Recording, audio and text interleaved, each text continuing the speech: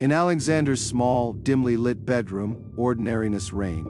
A carpet with deep, cozy patterns, a dark wooden bed with embroidered pillows, an antique table on which an old alarm clock rested. The moon was shining outside the window, gently illuminating the room with light moonlight. At first glance, everything seemed calm and serene. However, at night, strange things began to happen in this ordinary bedroom. Alexander often woke up with the feeling that someone was watching him from the dark corners of the room. The shadow, vague and threatening, seemed to attach itself to his consciousness, forcing his gaze to stop at every shadowy corner. Gradually, the feeling of discomfort intensified. In the darkness, a stirring began to be heard, a barely noticeable rustling, which seemed to be lost in the sounds of the night. Alexander thought that his imagination was playing a cruel joke on him, and tried to simply brush off the strange sensations. However, every night the cold in the room seemed more and more acutely felt. Despite the warm blanket, a shiver ran through my body, as if icy spirits were hovering in the room, invisibly caressing the air. Alexander lay in bed, listening carefully to the silence of the night. At first he thought it was just his imagination, but over time the sounds became more and more noticeable. The first were quiet, barely audible creaks, as if something was trying to move infrequently but persistently under the bed. A knock, barely audible, as if something soft was colliding with the wooden legs of the bed, attracted Alexander's attention. His heart began to beat with unusual intensity as he listened intently into the darkness of his bedroom.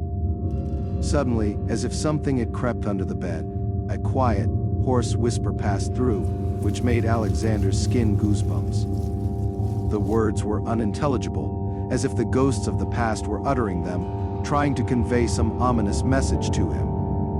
The longer Alexander listened, the stronger the feeling of anxiety overcame him. The shadow under the bed became more and more real, and every creak and rustle filled the air with an invisible thread. He felt something sliding across the floor, like a huge, icy hand reaching out of the darkness. This put him in a state of indescribable fear, depriving him of even the opportunity to get out of bed and turn on the light.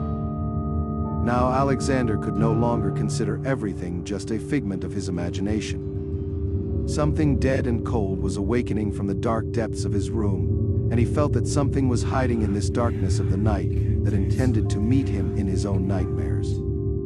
With renewed determination, Alexander decides to unravel the mystery that shrouds his bedroom. In his hands, he finds himself holding an old dusty cabinet that stood against the wall. His heart races as he opens the door, anticipating what he might find. Among the old blankets and forgotten things, he finds an old wooden box bottom. There were empty spaces inside it, but at the bottom, covered with a layer of dust, lay a grimy old diary, as if someone had taken care that no one would find it. Alexander opens the diary and reads the words scratched with a pen of dark ink, which the elders found difficult to distinguish. In the first lines, he finds a description of similar phenomena: whispers in the night, shadows slowly creeping under the bed, and someone's unclean hand reaching out to his feet. The hero looks at the date of the notes and realizes that these lines belong to the previous owner of this house, who, it seems, also faced the same nightmare. He describes his attempts to escape dark influences, and his notes end with a strange premonition. The deeper Alexander reads the diary, the clearer it becomes to him that an ancient, ominous shadow lurks in the house, which seems to haunt everyone who dares to live here. In his house, under his bed, a dead hand was looking for a new victim, and now Alexander feels that he himself has fallen into its claws. With each page of the diary read, the hand under the bed becomes more and more persistent, as if she feels that her secret has been revealed. At night, Alexander feels how she sticks out further and further, now even reaching his feet, as if she wants to grab him and drag him into her dark hole. But not only the hand becomes more aggressive as the night goes on, nightmares begin to appear in his dreams, intertwining with reality.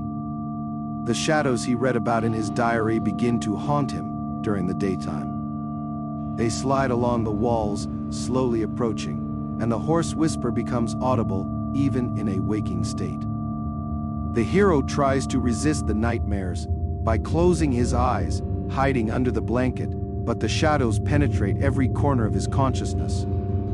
Traces of nightmares begin to remain in reality, blurred outlines of black figures on the walls, traces of their passage, like ominous shadows that have become reality.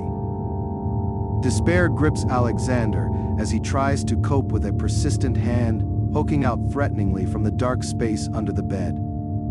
Appealing to logic, he closes his eyes, hoping that this is just the insidious influence of his imagination. But even in the darkness behind the thick curtain of his eyelids, he feels a dead palm reaching out to him as if calling him into its cold captivity. Under the blanket, in the small remnant of light that penetrates the fabric, Alexander feels how the shadow begins to envelop him, like an icy cloak, making him powerless in the face of an unknown horror.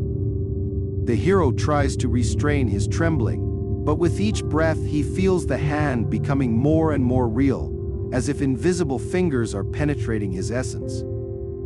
Clutching the diary in his hands, Alexander decides that this is his last chance to unravel the mystery that is consuming his life.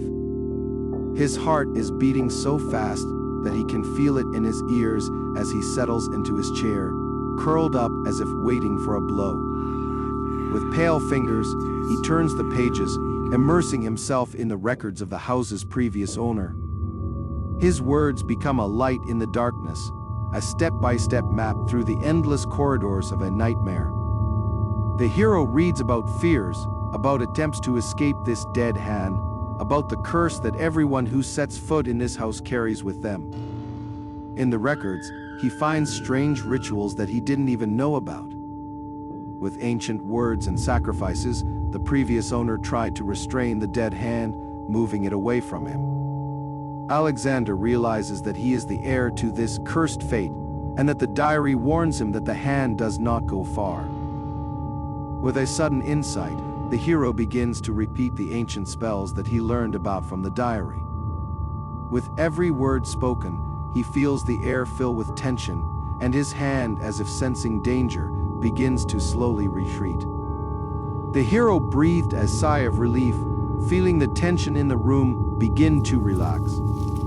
When Alexander, immersed in reading the diary, felt that his hand was retreating, he sighed with relief. However, suddenly the pages of the diary begin to slowly move on their own, as if the spirit of the house is rebelling against him. He realizes that something is wrong, but it is too late. A sharp gust of wind fills the room, and the candle light goes out.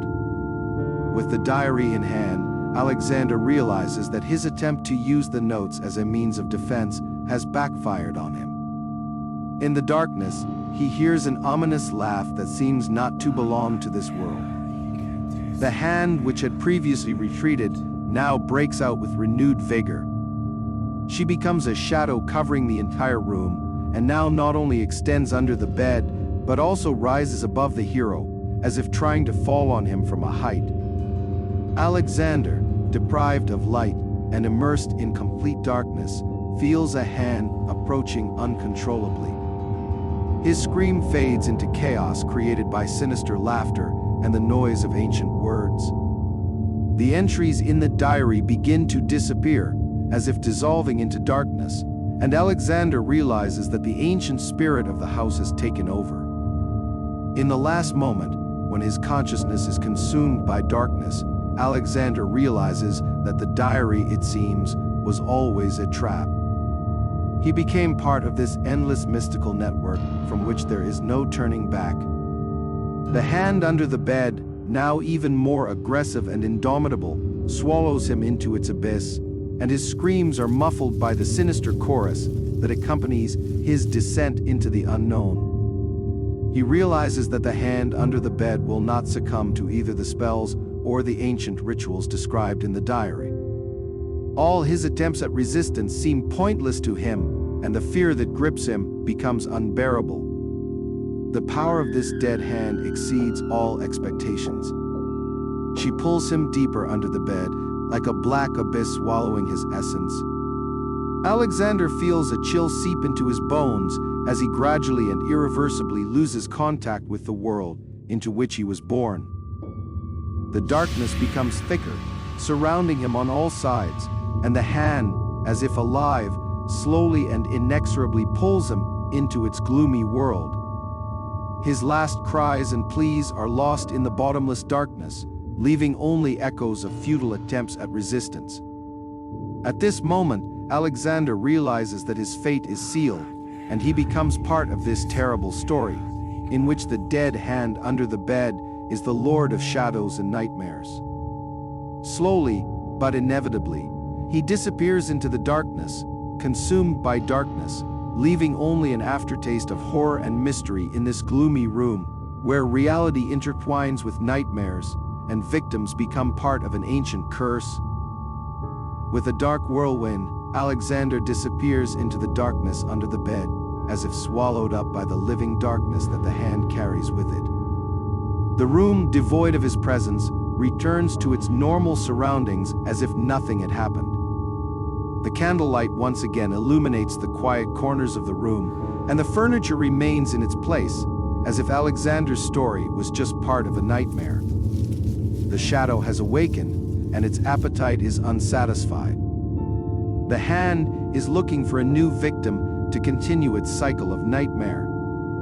Beware of those who come to this house. It will find you. A vague warning hangs in the air like an invisible threat, and the room leaves the impression that at any moment it could swallow someone back into its darkness. The secret sealed in this ancient diary continues its sinister influence, and the hand under the bed remains in search of new victims to continue its endless cycle of nightmare.